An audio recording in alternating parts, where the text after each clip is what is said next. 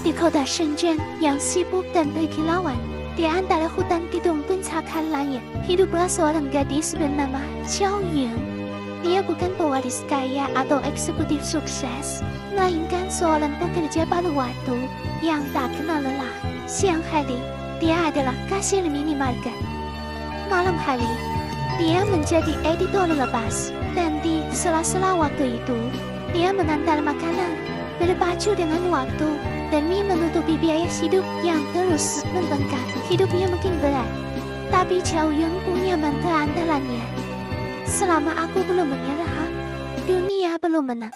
Baginya, setiap hari adalah perjuangan, dan setiap perjuangan adalah bukti bahwa ia masih bertahan. Suatu malam, saat hujan rintik-rintik mulai membasahi jalanan kota, Qiao Yun mendapat pesanan ke sebuah gedung perkantoran mewah yang menjulang tinggi. Dengan tergesa-gesa, dia berlari melewati lobi yang megah, tidak menyadari sosok tinggi yang berjalan dari arah berlawanan. Tiba-tiba, dia menabrak seorang pria berjas hitam yang elegan. Kotak makanan yang dibawanya jatuh, dan saus pedas tumpah mengenai sepatu kulit pria itu yang terlihat sangat mahal. Qiao Yun membeku, wajahnya langsung pucat basi. Ia segera membungkuk, meminta maaf berkali-kali dengan suara bergetar. Maaf tuan, maafkan saya. Saya benar-benar tidak sengaja. Pria itu menatapnya tanpa ekspresi. Wajahnya sangat tampan, seperti patung pahatan yang sempurna. Tapi tatapannya dingin dan menusuk. Pria itu adalah Lu Han, cewek muda paling berpengaruh di kota. Terkenal karena sikap perfeksionis dan karakternya yang sulit ditebak. Qiao Yun mengelak akan dimarahi habis-habisan atau bahkan dituntut ganti rugi. Tapi Lu Han hanya menatapnya sejenak, lalu berkata singkat dengan suara berat, "Kau punya keberanian, bukan marah, bukan tersenyum."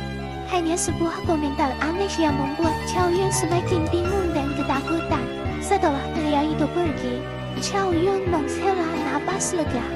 Berpikir, insiden itu telah berakhir, tapi dia tidak tahu pertemuan singkat itu justru adalah awal dari segalanya. Keesokan harinya, saat Qiao Yun sedang beristirahat di sela-sela pekerjaannya, sebuah email masuk ke ponselnya. Pengirimnya, Lu Corporation. Jantungnya berdebar kencang. Dengan tangan gemetar, ia membuka pesan itu. Isinya adalah undangan untuk datang ke kantor pusat perusahaan Lu Han.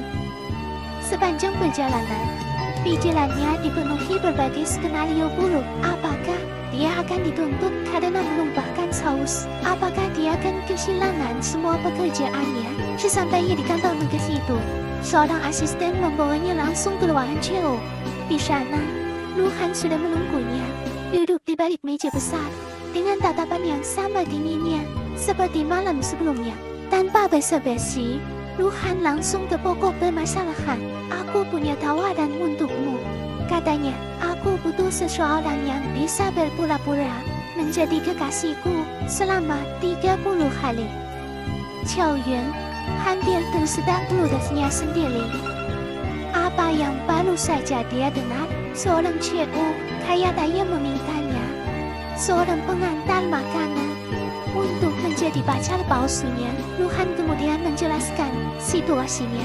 Perusahaan keluarganya akan segera memilih pewaris baru, dan para tetua ingin melihatnya memiliki hubungan yang stabil untuk membuktikan kedewasaannya. Masalahnya, hidup Lu Han terlalu terstruktur dan sibuk untuk memikirkan hal-hal seperti cinta atau kencan. Jadwalnya penuh dari pagi hingga malam, tanpa ruang untuk kehidupan pribadi. Tawaran itu terdengar gila. Qiao Yun jelas ingin menolak. Ini bukan dunianya. Ini adalah permainan orang kaya yang tidak ia mengerti. Tapi kemudian, Lu Han menyebutkan imbalannya. Jumlah yang ditawarkan cukup untuk melunasi semua hutangnya, membayar sewa apartemennya selama setahun, dan bahkan memberinya sedikit modal untuk memulai hidup baru. Itu adalah angka yang tidak akan pernah bisa ia kumpulkan. Meski bekerja 3 pekerjaan sekaligus selama bertahun-tahun, setelah berminggu-minggu bergulat dengan keraguan dan pertimbangan, menimbang antara harga diri dan kebutuhan mendesak, Zhao Yuan akhirnya membuat keputusan. Dia kembali menemui Lu Han dan berkata dengan suara mantap, "Baik, saya terima, tapi hanya 30 hari, tidak lebih, tidak kurang." Maka dimulailah babak baru dalam hidup Zhao Yuan. Dalam sekejap, dunianya berubah 180 derajat. Dari apartemen kecil yang sempit, ia harus belajar beradaptasi dengan penthouse mewah Lu Han. Dari makanan cepat saji, ia beralih ke makan malam formal di restoran bintang 5. Dia diajari cara berjalan, cara berbicara, dan cara tersenyum di depan umum. Hari-harinya diisi dengan menghadiri acara bisnis glamor, bertemu dengan orang-orang penting, dan yang paling sulit, makan malam bersama keluarga Lu Han yang penuh aturan dan tak dapat menilai. Semuanya terasa megah, asing, dan menakutkan. Dia merasa seperti ikan yang salah masuk ke akuarium hiu.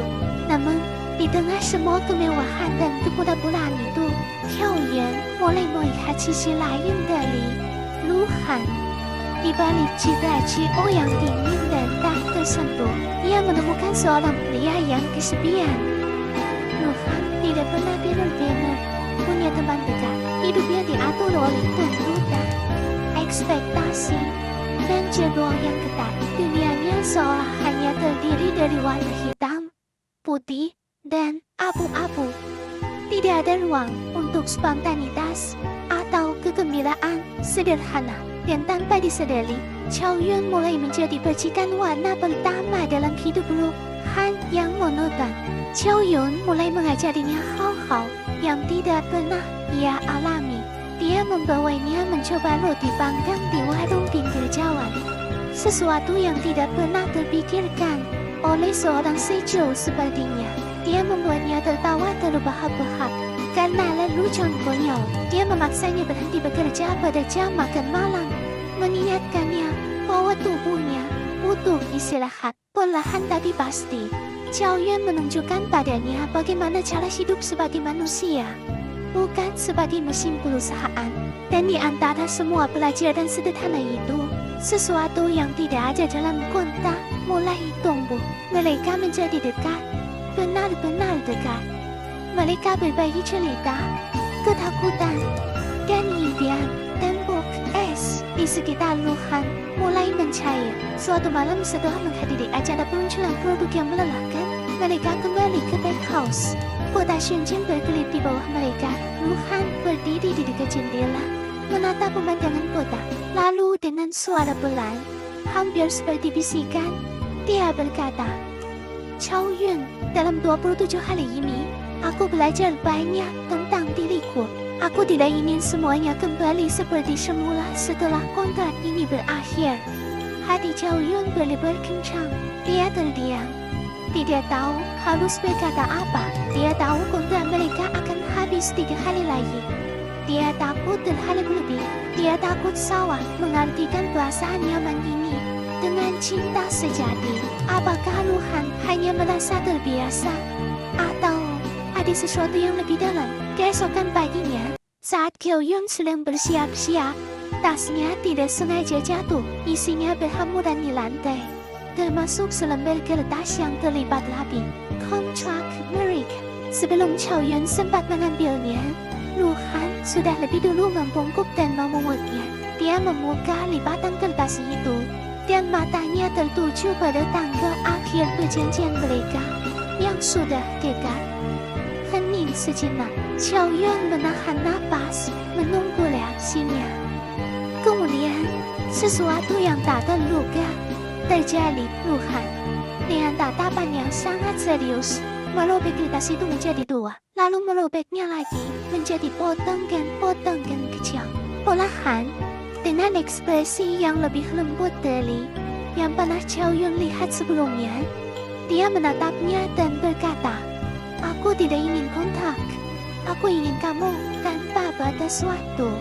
Chow Yun tidak langsung menjawab. Air mata mulai menggenang di sudut matanya.